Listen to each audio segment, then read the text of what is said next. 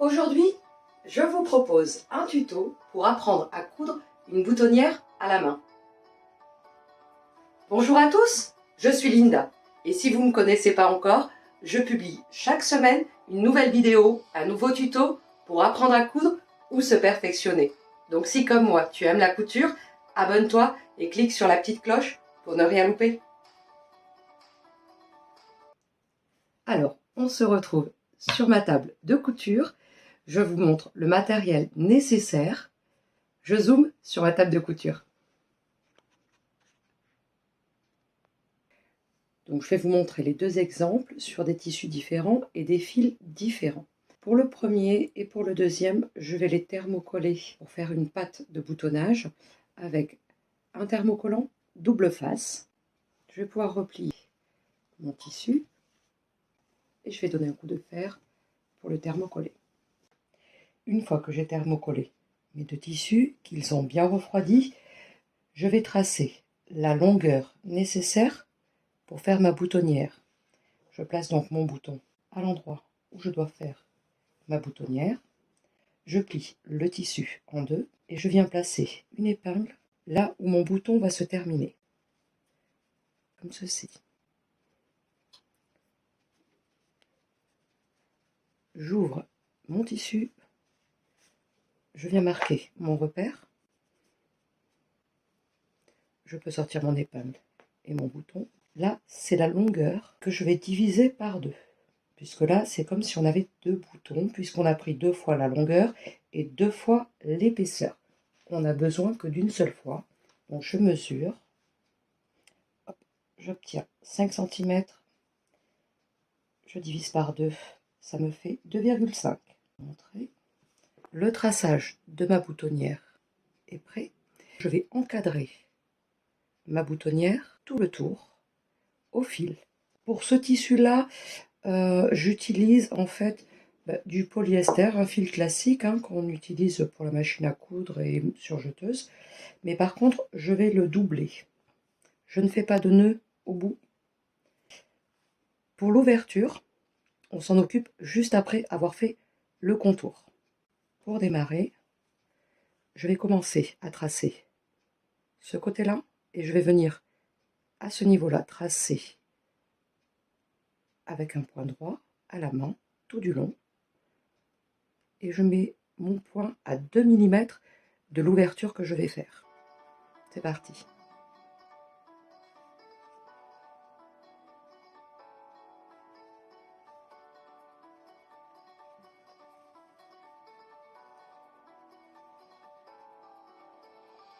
Je laisse la longueur du fil que je couperai par la suite. Une fois que mon fil sera bien bloqué, après avoir fait tout le tour et être passé plusieurs fois dessus, je pourrai le couper. Ça m'évite d'avoir un nœud ou d'avoir une petite boule au niveau de ma boutonnière. Donc je passe plusieurs fois à ce niveau-là.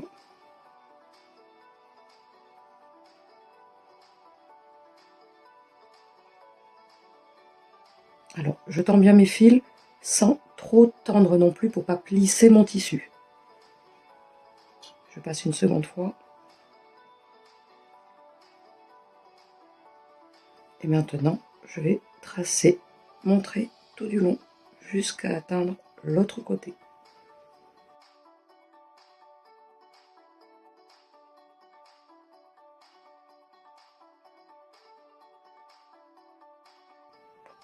J'arrive de l'autre côté. Donc, je fais un point simple. Je m'arrête à ma ligne. Je repars à l'horizontale. De la même façon, je vais passer deux fois sur ce trait.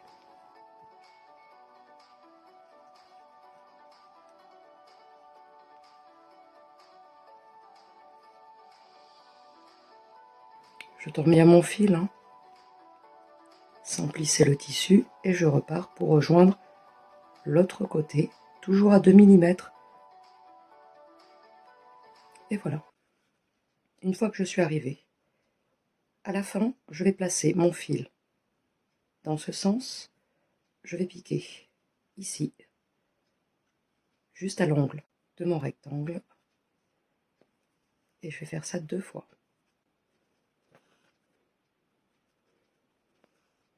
Je le mets dans l'autre sens et je refais la même chose. Et je reviens sur le dessus de mon tissu. Maintenant que mon fil est bloqué, je vais pouvoir le couper.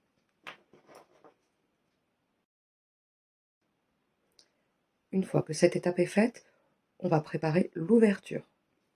Donc pour faire mon ouverture, je vais prendre une épingle, je vais la placer au niveau de mon trait, à ce niveau-là, de chaque côté, comme ceci. Je vais plier en deux mon tissu, prendre un ciseau à pointe fine et juste couper à ce niveau-là, juste au début, pour faire une petite ouverture. Ensuite, je peux planter mon ciseau à l'intérieur et venir couper jusqu'à l'épingle qui va me bloquer pour ne pas couper mon fil. La même chose de l'autre côté. Alors on pense bien à placer les épingles un petit peu avant le fil, hein. Sinon on risque de le couper. Et voilà. Une fois que c'est fait, on peut sortir nos épingles et on va commencer à refaire 2 traçages de plus à ce niveau-là, au niveau de l'angle, en se rapprochant de l'ouverture au plus près.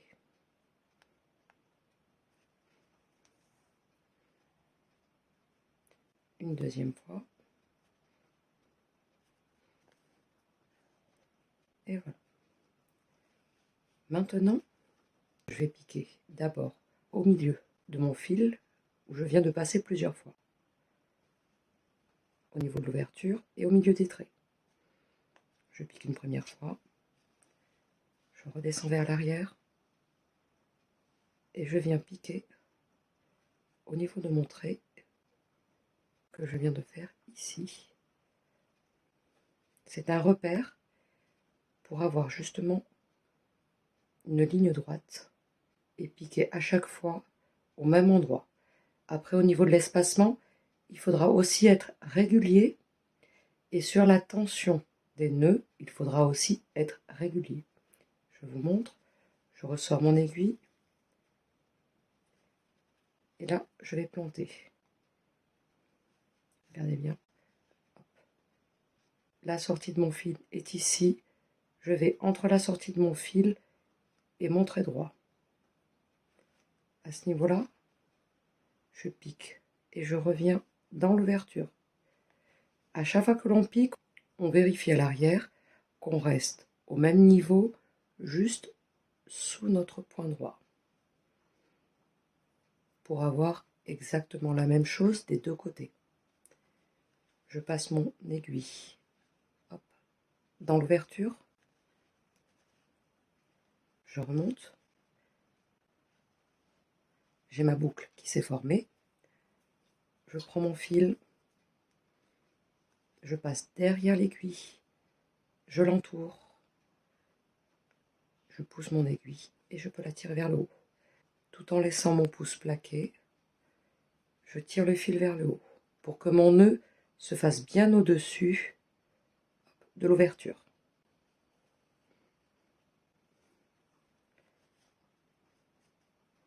Je recommence une seconde fois, juste à côté.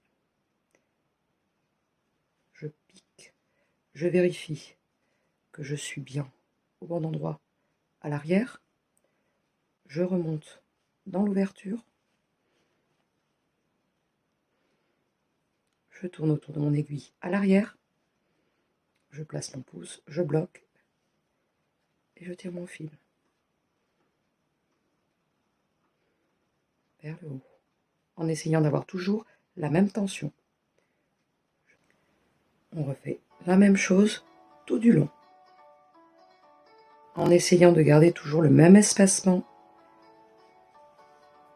et en essayant d'être le plus droit possible grâce au trait qu'on a tracé au fil.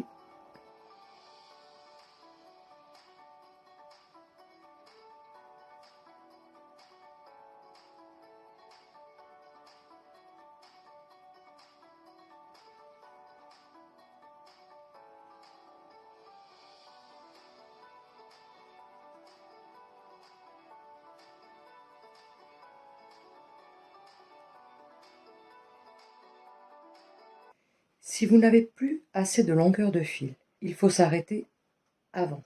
Là, on voit bien que je ne pourrais pas continuer à faire tout le tour. Ce n'est pas grave. Une fois que je suis remontée en haut, je vais préparer un autre fil à mon aiguille. Donc, je vais couper au niveau de la tête. Je vais préparer donc un autre fil. Je ne fais pas de nœud. Je coupe et je laisse tel quel. Le nœud, je vais venir le faire au-dessus. Donc, je prends le bout de mon fil et le bout restant sur ma boutonnière. Je fais un nœud, je tire pour avoir accès à mon point au-dessus. Je fais un autre nœud. Alors évidemment, on plaque bien notre fil d'aiguille avec notre main et on peut faire notre nœud. On fait en sorte que ça arrive bien au-dessus.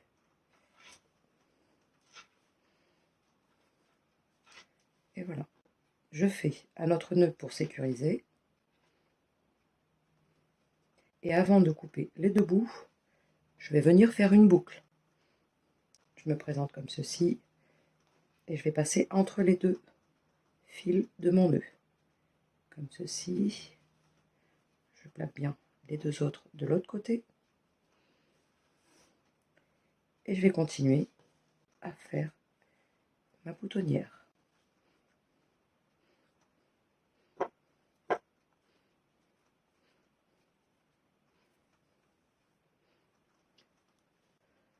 Je place bien mes fils à l'opposé, je tire vers le haut. Maintenant, je place à l'opposé mon fil d'aiguille et je vais venir couper au ras mes deux fils de nœud. Je vais pouvoir continuer pour la suite.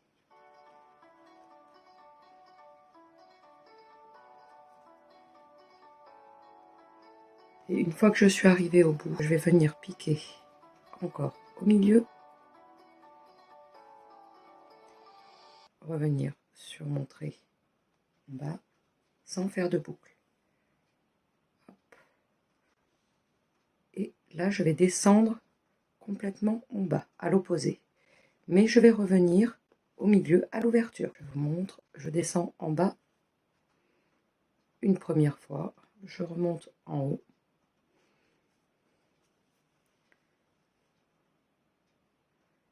Et cette fois-ci, je vais revenir jusqu'en bas avec mon aiguille. Et quand je vais remonter, je vais revenir à l'ouverture. Comme ceci, je reviens à l'ouverture.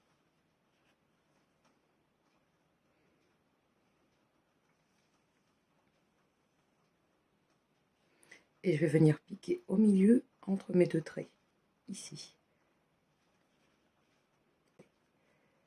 Hop. Une première fois. Je reviens à l'ouverture, ici. Je vais venir piquer au centre une deuxième fois. Comme ceci. Et cette fois-ci, je vais venir piquer pour revenir et commencer à faire mes points pour le retour. Et on est reparti comme tout à l'heure.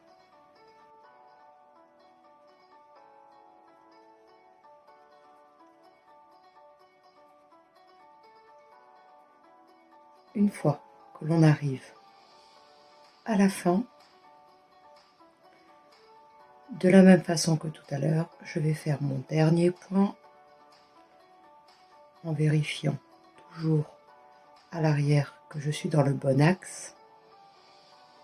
Je reviens dans l'ouverture sans prendre le dessus. Je fais ma boucle. Derrière mon aiguille, je reviens, je place mon pouce. Je pousse. Je relève mon fil. Et maintenant, je vais venir faire un trait droit à ce niveau-là. Je vais revenir faire un point droit.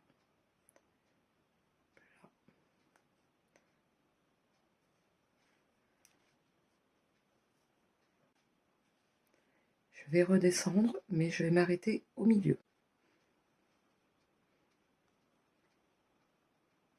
Ressortir. Et redescendre en bas. Toujours en vérifiant mon point à l'arrière. Je remonte. Je fais une boucle. Je redescends en bas et je vais vers l'arrière. Et je viens bloquer mon fil pour pouvoir faire un petit nœud et le couper. Donc je prends 2-3 fils sur mon trait droit, je forme une boucle, je passe mon aiguille dedans, je fais ça une seconde fois,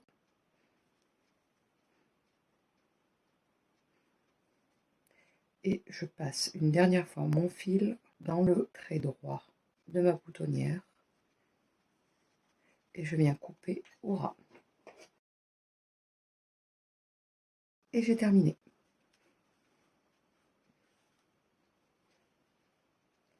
On passe avec un tissu plus épais. On est sur une polaire assez épaisse.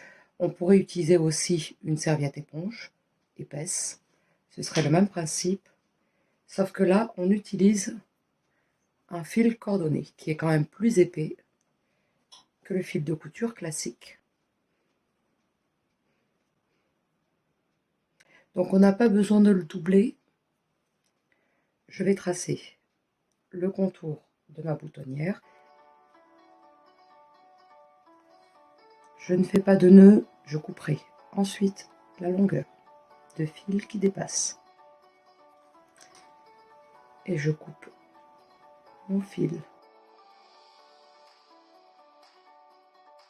Je vais pouvoir faire mon ouverture et commencer mon travail de boutonnière avec mes petits points. Ah oui, j'allais oublier, que ce soit sur un tissu fin, un tissu coton ou un tissu épais, le fait d'avoir thermocollé, ça vous permet de plaquer complètement votre tissu l'un contre l'autre et d'éviter qu'il ne s'effiloche de trop. Et c'est quand même plus facile de travailler sans ces petits fils qui nous gênent. Donc le mieux, c'est de s'entraîner un petit peu avant et de faire un test sur une chute pour votre boutonnière pour savoir quelle tension il vous faudra et savoir quelle grosseur de fil il vous faudra. Alors, vous voyez, là j'ai le fil qui tournicote. Ce n'est pas grave, je vais le laisser tomber. Et voilà, pour qu'il se remette en place. Et je peux continuer. Que le fil soit doublé ou pas, on fait la même chose. On laisse tomber notre aiguille, quitte à la réenfiler après. Mais ça évite de se compliquer la tâche avec des nœuds qui risquent de se former à cause des petits tourbillons que l'on a formés. Et pour finir, je passe un coup de fer pour bien faire tenir mes coutures et avoir un résultat parfait. Et voilà le résultat. Sur l'endroit, sur l'envers. De même que pour l'autre, sur l'endroit, sur l'envers. Et je peux passer au bout. Et voilà, j'espère que le tuto vous a plu. Si c'est le cas, on n'oublie pas un pouce, ça fait toujours plaisir. Pensez à partager et à vous abonner. Si vous avez des questions, vous pouvez me les poser en commentaire, j'y répondrai au mieux. Moi, je vous remercie pour votre attention et on se retrouve la semaine prochaine pour un nouveau tuto. Au revoir!